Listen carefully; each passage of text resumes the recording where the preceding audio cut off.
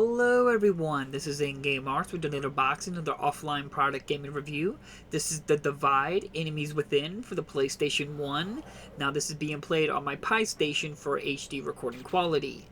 Now The Divide is a Metrovania. Now I don't know every single game that's ever came out or every Metrovania, but from what I can gather, The Divide Enemies Within is the first full-on 3D Metrovania-esque style game. Now we've had other Metrovanias that come out on PS1, sort of like Castlevania, Symphony in the Night, and so on. But the Divide is the full 3D style Metrovania.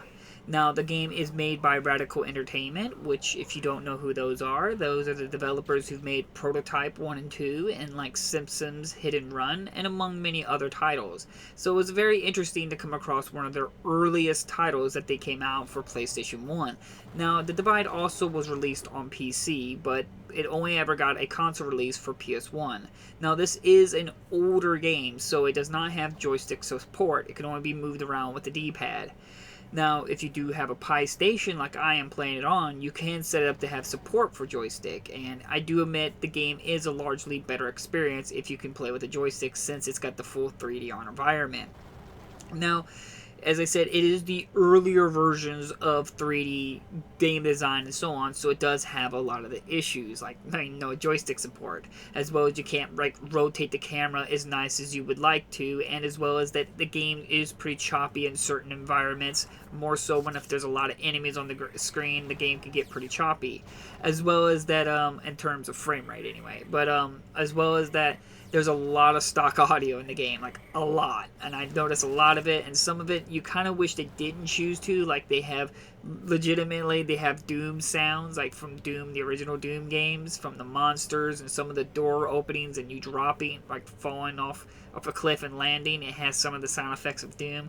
I found it more comically entertaining, but I can see how when it first came out, a lot of people were going to be like, that's just Doom. Because a lot of people at this time probably wasn't aware to like stock audio and stock music and so on, so when you heard like these sound effects, you're kind of thinking they stole the audio from Doom, but that's not the case. But anyway, it is a Metrovania true to blood, and it takes many inspirations from Metroid and Super Metroid very highly. And the design and aspects of it works much like a typical Metrovania. You begin the game with no abilities, and you're eventually learning how to be able to jump, to walk, get guns, and getting power weapons, be able to jump and double jump, and getting better armor to allow you to resist damage. There's a lot of things that it's just straight up Metrovania, and it's just, of course, it's the bread and butter. It's one of the first ones. It only took me about 4 hours to beat the game. I didn't 100% the game, but a lot of it was just a few items, and I have no idea where they were, because it didn't appear on the map or show me any hidden rooms or anything like that, so I had no idea where they were. But overall, I had a phenomenally good time with this game. But I do want to emphasize that I am a bit of a bias because I have a humongous love for Metrovanias. They're one of my next favorite genres, right next to survival horror games. So, I mean, if you're not into Metrovanias, this game's not going to change your opinion. But if you're a fan of Metrovanias, this game would be interesting to play, as it'd be interesting to see one of the beginning roots of 3D Metrovanias, as well as earlier versions of these kinds of style games. Now, on to the game. The only biggest hindrance is that you can shoot from up and down. You have to hit L1 or L2 to rotate shooting your guns a little bit up or an angle or straight up. This can be a little cumbersome in terms of shooting enemies flying around. As they're buzzing around, you're trying to balance out your shots, and as well as that when you shoot, for some reason you can only shoot on your right arm. Like your right arm is the only thing that shoots, while your left arm does nothing. I wish eventually, maybe it was in the game, I didn't find it, but eventually you'll upgrade ability that will allow you to shoot both arms. Then maybe didn't have all the super weapons, but it would have been nice. It would have made it much easier to hit enemies if you could shoot between them both. Or he just rotated, like one arm shot once and left arm shot once, right arm shot once. It just would have made it a little bit more easier to handle in certain areas in the game.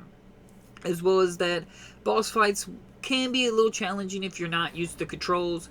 The best advice I can give you if you ever play The Divide Enemies Within is just be patient with it. You got to remember it is one of the earliest adoptions of these kinds of games. And I think they did really well. The controls actually do work fairly well. The platforming is well made, as well as that they did consideration that you can't see ahead of you, that when you jump they put like even out of their way to put blocks to make sure when you jump you don't just jump off the cliff.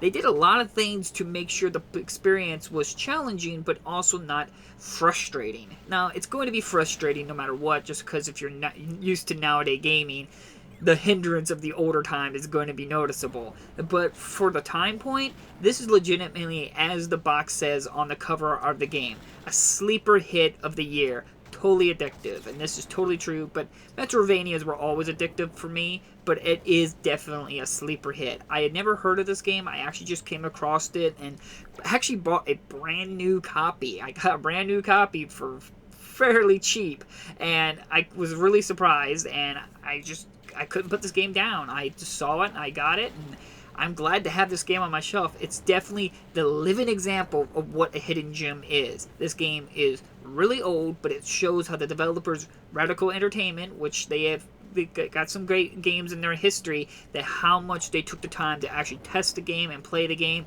to make sure it's fun and not too frustrating for its time point. And I just overall had a fun time. The only things that, like I said, was a little lower budget was that main story and characters and everything like that wasn't the most engaging, as well as they kind of act like there's like some prior existing knowledge of the story. Unless you read the manual, you wouldn't really know what's going on.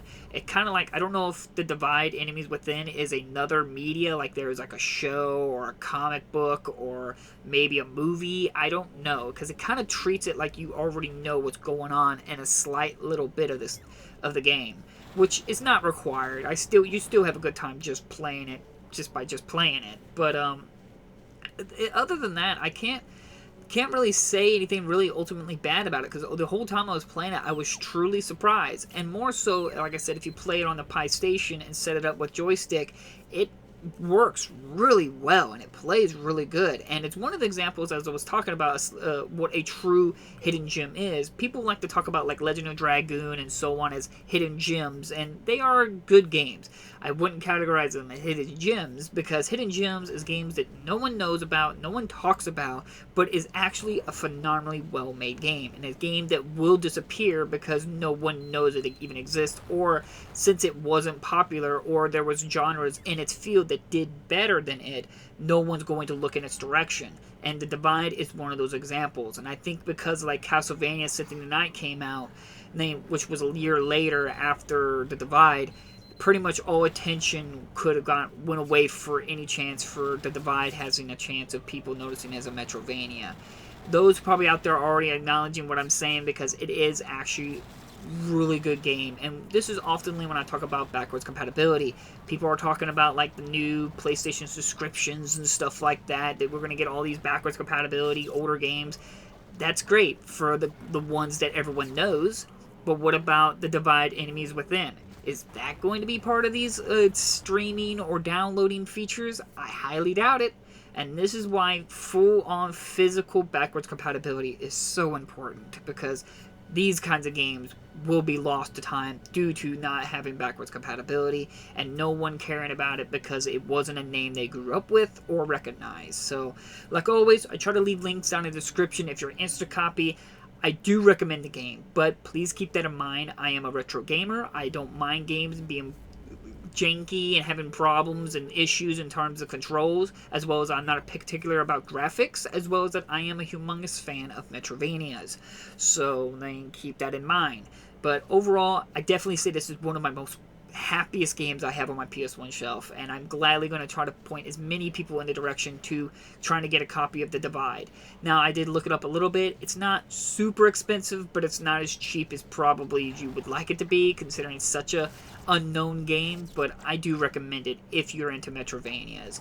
I don't recommend anybody spending hundreds of dollars for a game. No game's worth that, but if you're a collector and you like Metrovanias, you like retro style games, you love PS1 games, this is definitely one game I'd recommend to have on your shelf that no one will know about it, but you can try to push them to looking into the game if they love these kinds of styles. So thank you all for watching, and like I said, I'll leave links in the description. If I could find a physical copy somewhere out there, I'll try to have links down in the description for you guys. So again, thank you all for watching, and I'll see you guys in the next unboxing video. Bye bye.